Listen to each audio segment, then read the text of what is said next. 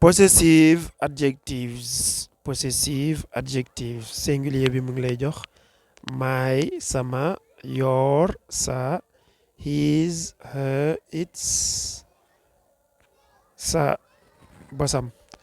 Donc ñett yi la my, your, his, her, its mooy troisième personne singulier my, your, his, her, its.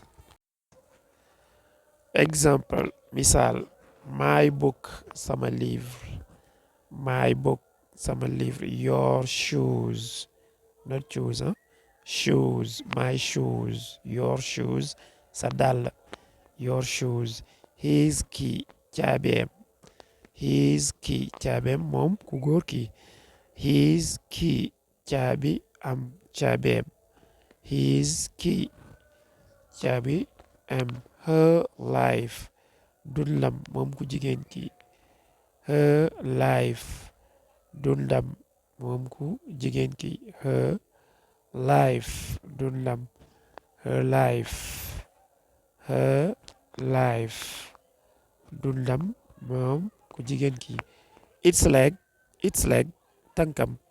Par exemple xaj bi tànkam, it's a leg, donc par exemple fas bi tànkam, its leg, tànkam,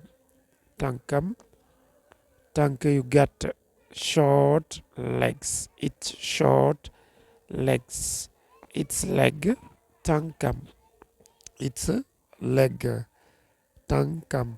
Pluriel bi mu ngi lay jox our, suñu, your, seeni, their, seen. Donc pluriel mooy ñaar jëm kaw, our, suñu, our country, suñu réew, our country, suñu réew, our country, suñu réew, our, suñu, country, réew, suñu réew, our country, ñu jàll ci beneen misaal your people,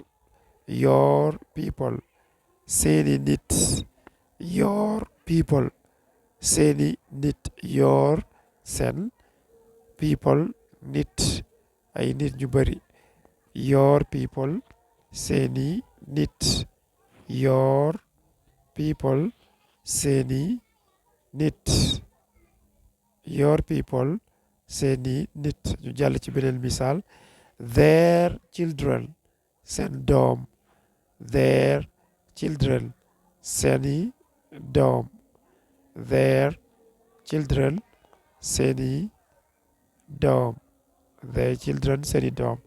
Donc lii mooy possessive adjectives yi ci anglais. Bu dee am na loo comprendre mun nga ko bàyyi ci commentaire yi. Bu dee am nga ay question tamit bul fàtte abonné, partager ak liker.